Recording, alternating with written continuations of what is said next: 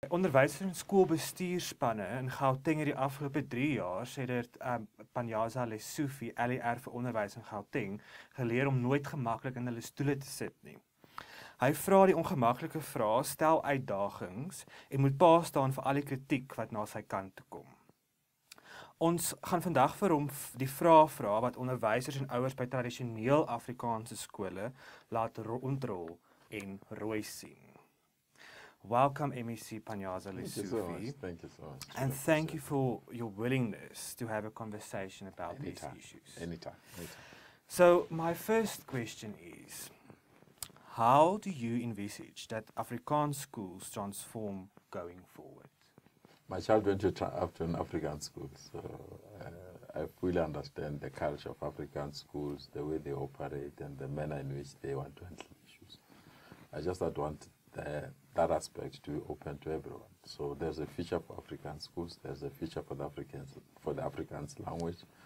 The only thing that we need to do is to ensure that everyone have access to all our facilities, all our schools, that our children can study together, play together, learn together, and who knows, compete together with the international community. That's the only thing that we need. And how do you propose should Afrikaans schools transform to make it accessible for everyone? No, there's no radical transformation that we are requesting. We're just saying open the schools to everyone. My view is that we've got 11 languages in the country, so at the bare minimum, each school must have at least a minimum of 3 languages so that parents can have a choice. The demographics have changed. If you move to communities around our schools, you can see there are new communities in those schools. So it's very, very important that people learn closer to where they stay, so that we can be in a positions to get access to quality education. So my view is very simple. It's very, very difficult for now, either to have a single Zulu school or a single Xhosa school, because we no longer live in those tribal days and tribal ways of identifying people. All South Africans are equal. They must live together, study together, and play together. And that's the reason we say economically and educationally it's very difficult to fund a one-language school or a single-medium school. It's not sustainable. It's not going to be sustainable in the future. So we need to start to prepare to ensure that all our schools can be accessed by anyone in the country. I don't want any person to be excluded on the basis that they're speaking a wrong language. There's future for African schools. There's future for Afrikaans teachers. There's a future for the Afrikaans language. What we need is that future must incorporate all South Africans. Okay. And how do you, well, the Department of Basic Education, assists single medium schools to convert to parallel medium or double medium schools? That's the reason why we've made the amendments that are currently going around, the Education Amendment Bill, to say let the issue of the issue be determined by the department, purely because the department has an aerial view.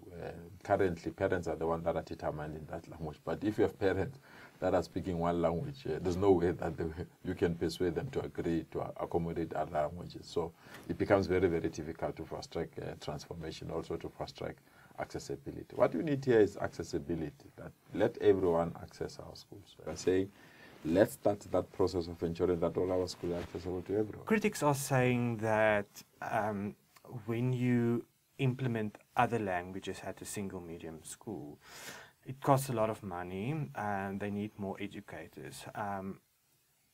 Is the department helping them, and how is the department helping them with that? And that worries me, because people have not asked the department, can you afford it? And we can. That's why we've got so many schools that are dual languages. There are many schools that you can point that are dual language. How did you achieve that? They moved from being a single medium school to a dual language. We can afford it. You must remember, this is a negotiated settlement.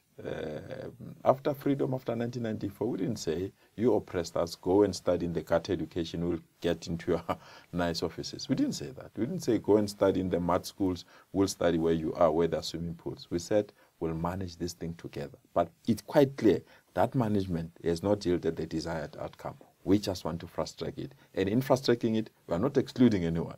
We say, let's work together. Let all our children be taught by the same teacher. Why our children must be taught by separate teachers? Because if I advertise a post of a principal in the township, Afrikaans speaking don't apply.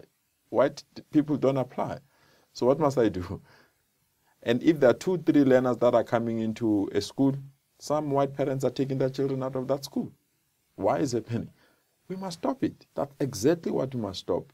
We must ensure that all our facilities are available to all our children. Why have township education eliminated single language schools? You go to any township school, you'll not find a Xhosa speaking school or Zulu speaking school. All languages are catered for, including Afrikaans, by the way. In all township schools, there's no single school that is not offering Afrikaans. Why is it difficult with our counterparts to embrace all other languages and ensure that everyone can be taught in their own languages? The poor, who don't have money, who don't have teachers, are providing education with all languages. The rich, who can afford it, they say it can't be done because it's expensive. While the poor have done it. You go to any township, there's any class, there's an Afrikaans class. They look forward to an Afrikaans class, but those that are speaking Afrikaans are not looking forward to learn Zulu at least. How many of our people can't even say Mpumalanga or can't even pronounce Thabo Mbeki or can't pronounce my name? Is it normal? It's not normal. You can't accept it. We must learn, we must know. And we are done. The children, our own children are the future.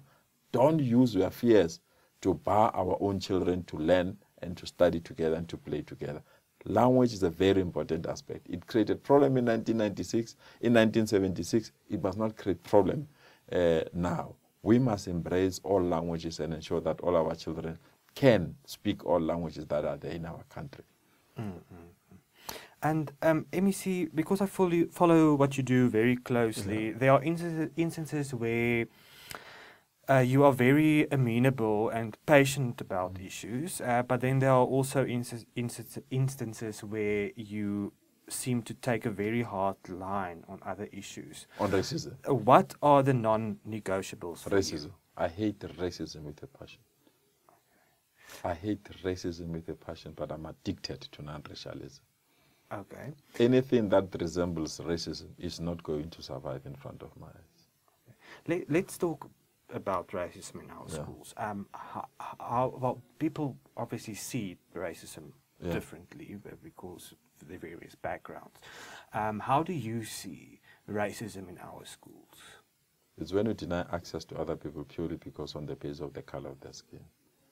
That when other children want to play with your child, you remove your child and take that child to another school.